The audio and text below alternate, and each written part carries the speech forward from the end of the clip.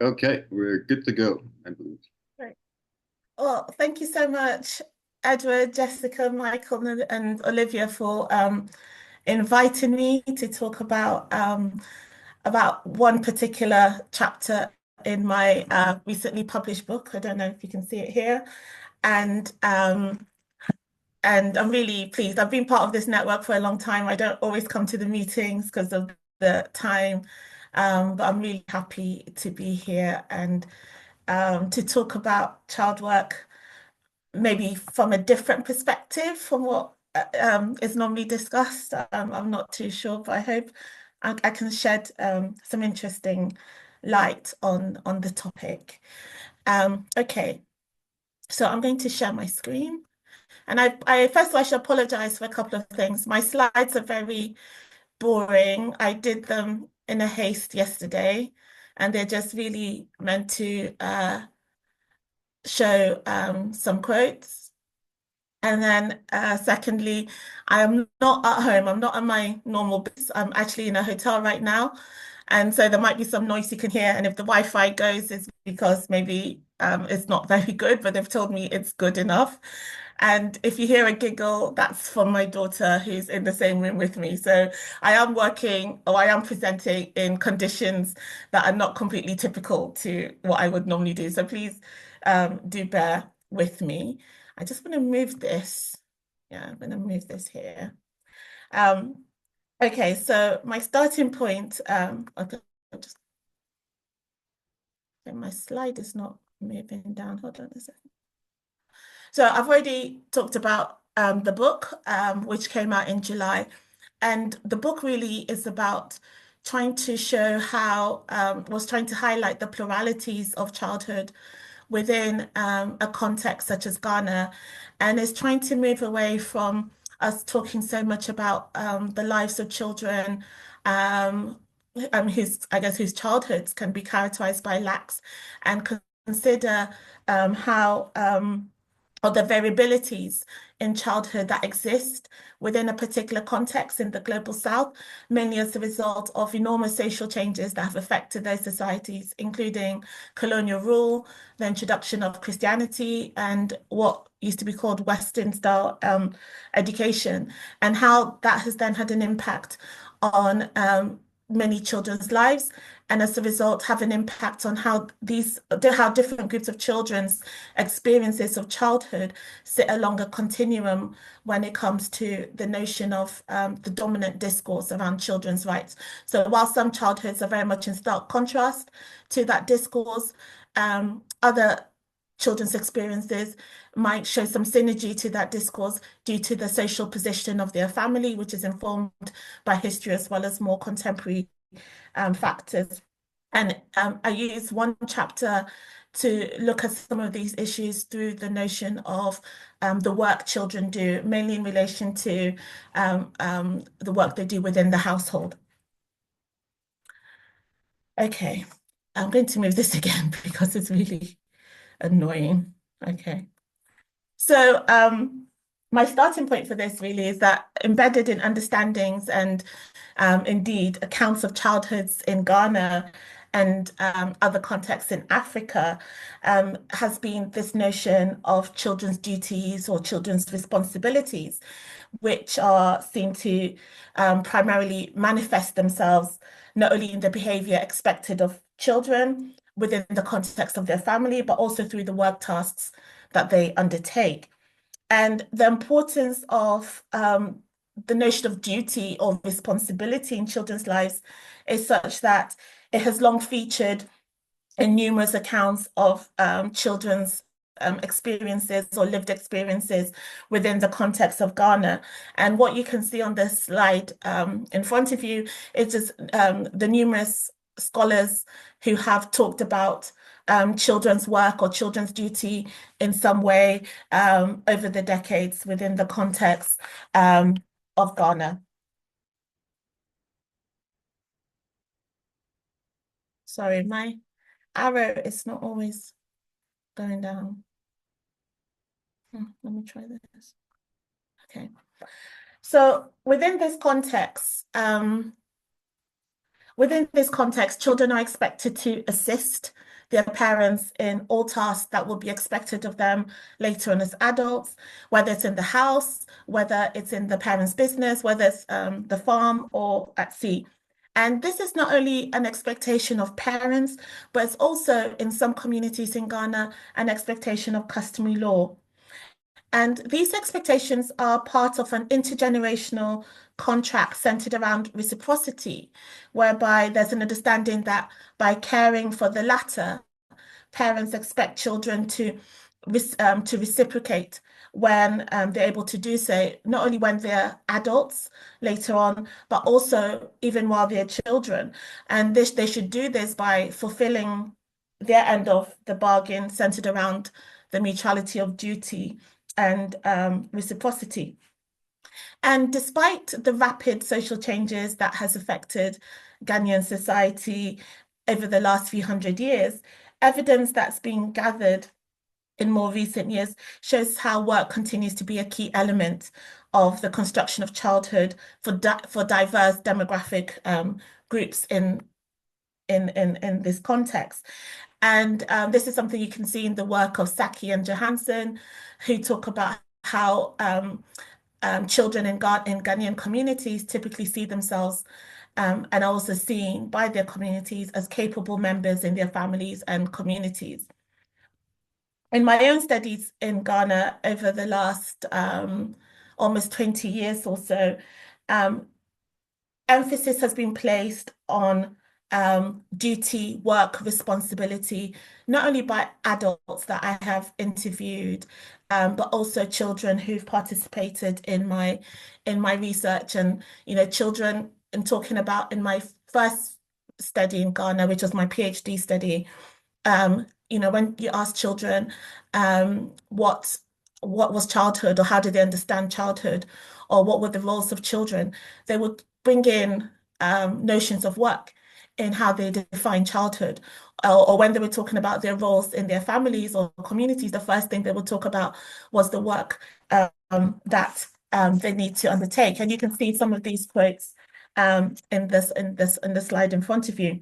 So all children in the multiple studies I have taken in Ghana were very conscious that as part of their role as children in their families, they were expected to support and provide assistance to what we normally call caregivers in the families. And this emerged through the ways that most child participants in my first study, my PhD study, discussed their understanding of the meaning of childhood and the roles children were supposed to take.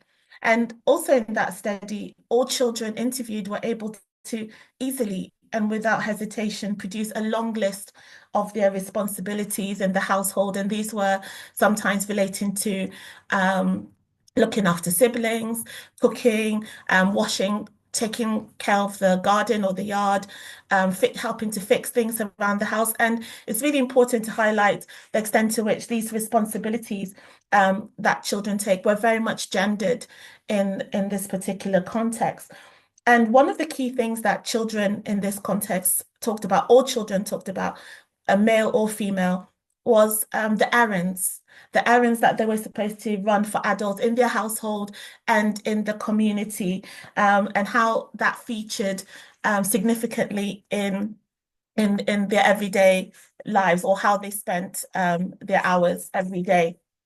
And these the important role of errands in child rearing in Ghana has been foregrounded by Ghanaian academic Peter Sarpong, who, in his explanation of the behavior expected of children, illuminates not only the priority placed on errands undertaken by children within families and communities, but the need for children to make sure that they do those errands happily, without grumbling or frowning at the fact that they have to do that.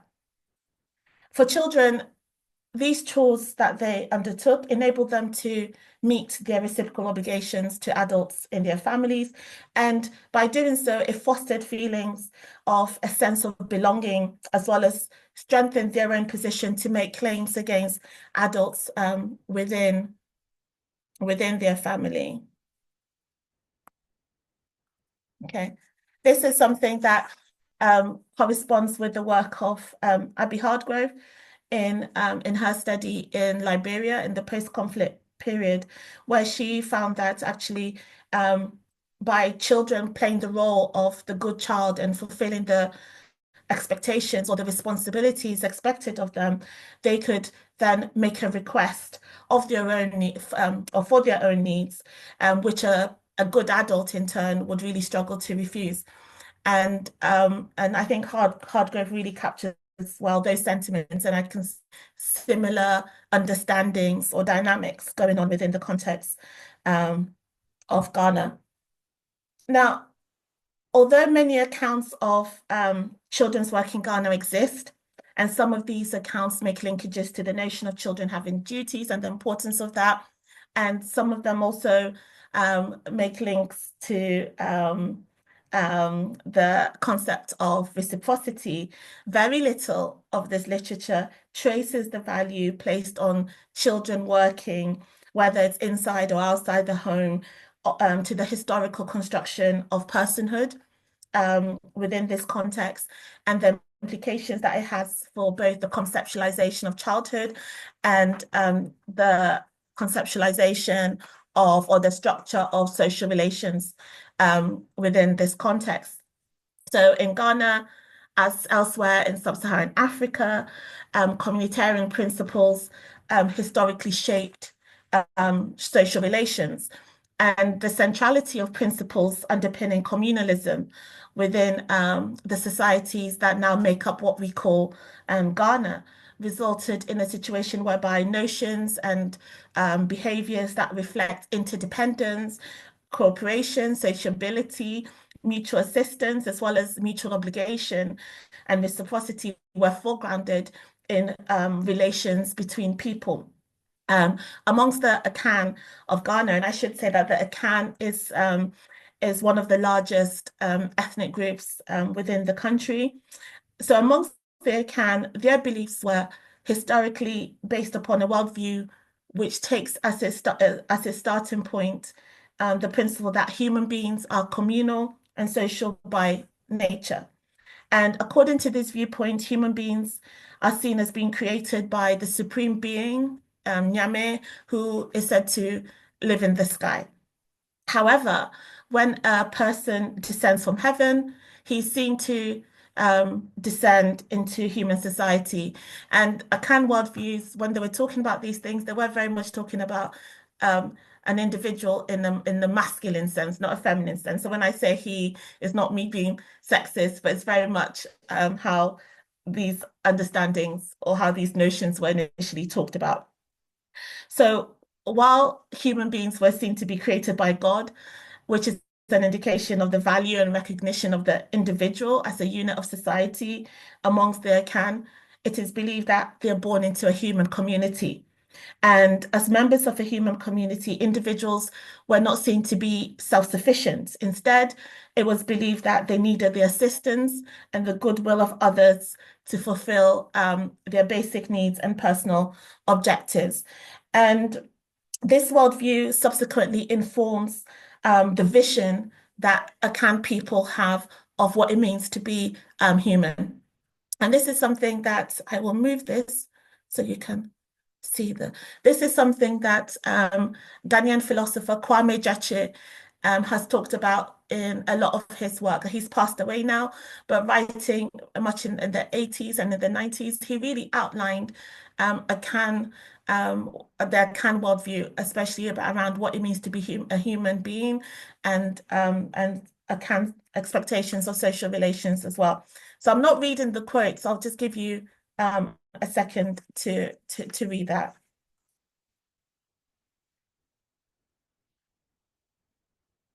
In addition, as individuals of a human community, a human being cannot live in isolation according to the Akan worldview. And this is because he is naturally oriented towards other persons and must communicate with them in order to be in relation with them. And this is something that Kwame Gyatso has written about. In a later publication, Gyatso further expands on account understandings of what it means to be human and how this then has an impact on social relations as well. Again, I'm not going to read it. I'll give you a bit of time. So the limitations to the self-sufficiency evident in individuals result in what Kwame Gyatso calls the morality of a shared life, which demands mutuality or reciprocity as a moral mandate in a world in which human beings, weak and limited in many ways, are subject to vulnerable situations. And the principles underpinning this worldview were expected to be evident in how individuals related to each other. Specifically within this context, there was an understanding that individuals not only had duties towards each other, especially members of their own clan, but also possessed rights that they were entitled to claim from each other. And these expected behaviors from individuals as a result of these principles did not only relate to intergenerational relationships, but they also shaped and informed intergenerational relationships. In effect, these principles signify that adults and children depend on each other in order to achieve their well-being and personal objectives, as well as broader household or family needs. And this illuminates the interdependence between adults and children, as bearing in mind the communitarian principles that I've already talked about, both are expected to not only receive care from each other, but also to provide care to one another. In effect, the ability and indeed the expectation to provide care is associated not only with the status of parenthood, however you define it, but also with the status of childhood. And given the interdependence that characterizes this relationship and the reciprocal obligations that underpin it, I have in another publication that I wrote a couple of years ago for childhood, talked about how it may be more appropriate to discuss equally the dependency associated with both phases of life instead of primarily associating the state of dependency with the status of childhood.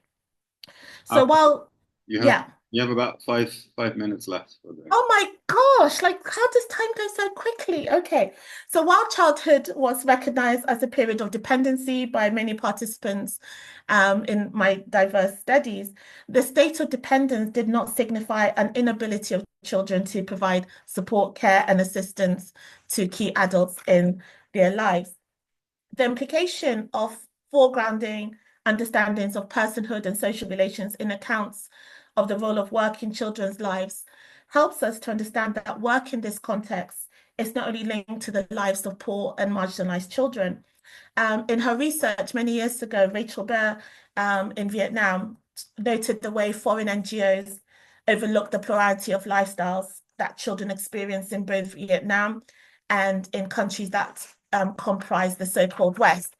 And this led her to ask the question, why should a Western child always be assumed to be indulged and spoiled? And is it always the case that a Vietnamese child is bred to work?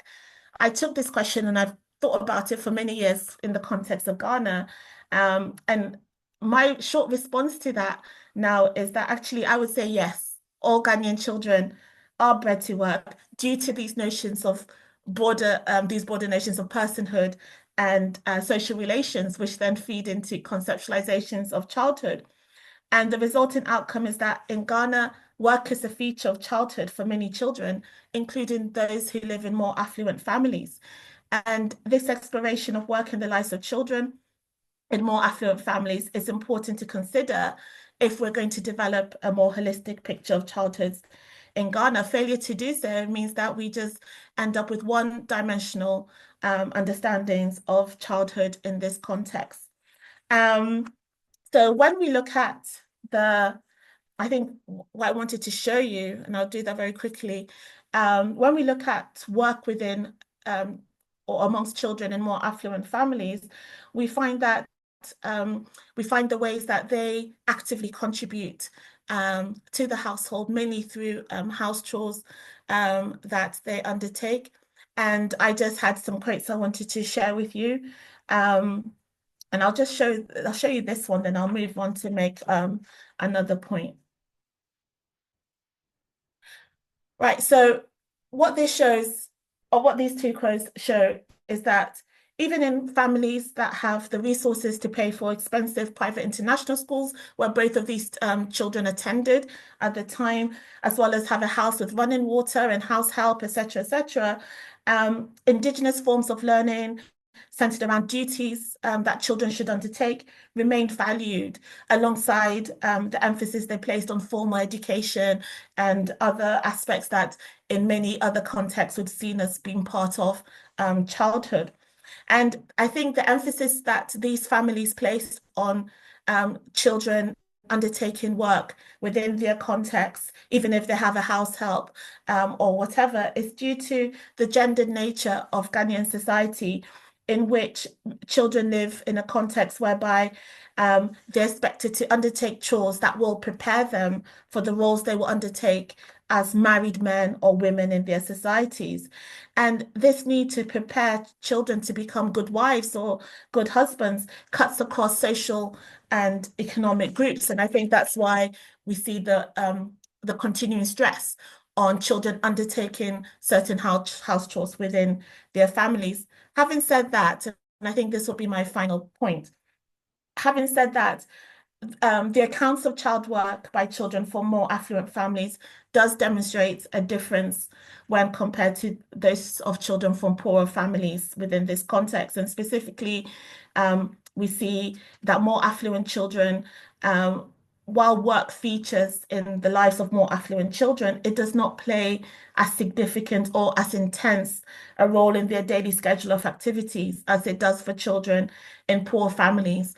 And the two quotes, or one quote you can see on this slide, you see a boy who was 15 at the time, he was attending an international private school in Accra, and he's talking about he completed a diary for over a period of 2 weeks. And as part of that diary, he talks about his everyday chores as well as a treat that his father provided them. And you can see the importance of work in his life at the time, but also the importance of leisure activities and having fun with other members of his family or his friends and going away for holiday with his family. And this is another quote. I'm going to move this so that you can get a better view. From another boy who was again 15 at the time in a different study, who talked about what a typical weekend was like in his family. And I just show these. I'm very much aware that these are both boys, and therefore their association with work in their families may be quite different from the role that work plays in the girls in their family, their sisters or their cousins. But I think that it shows that while the work was a central feature in their lives, it didn't take away from other activities, including homework set by school or leisure activities in which they participated with other families or their friends. And the extent to which work um, differs in the upbringing of children based on social status in sub-Saharan Africa is something that has been noted by Geraldine Andre and her colleague. I'm just trying to move this again and it's not moving. Okay, I can't get it to move. And